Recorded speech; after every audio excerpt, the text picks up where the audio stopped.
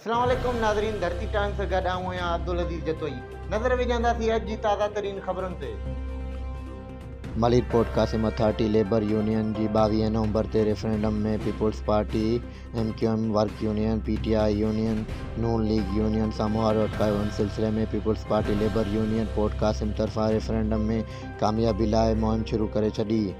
वज़ीर आला सलाहकार पीपुल्स पार्टी मलिर जो सदर सलमान अब्दुल्ला मुराद ऐं पीपुल्स लेबर यूनियन जो चेयरमैन मोमिन शाह बुखारी, लाल शाह बुखारी, गुलाम शबीर गबोल, शेर मोहम्मद गबोल, अकबर कलमती जी अॻुवाणी में कारकुननि जी क़ौमी शाहराह पोर्ट कासिम मोड़ खां रैली कढी, जेका पोर्ट कासिम जे मुख़्तलिफ़ डिपार्टमेंट खां थींदे पोर्ट कासिम लेबर यूनियन पहुती, जिथे जलसे में तब्दीली थी वई। उन मौक़े ते पीपुल्स पार्टी अॻुवान सलमान अब्दुल्ला मुराद चयो त पीपुल्स पार्टी सदाईं मज़दूरनि जे हक़नि जी हासिलात लाइ जिदोजहद कई आहे। पीपुल्स पार्टी मज़दूरनि ऐं पोरियतनि जी पार्टी आहे।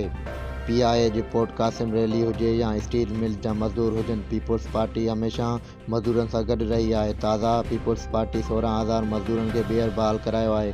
स्टील मिल जे मज़दूरनि जी बहाली जे हवाले सां बि हिकमत अमली जोड़े वरिती आहे।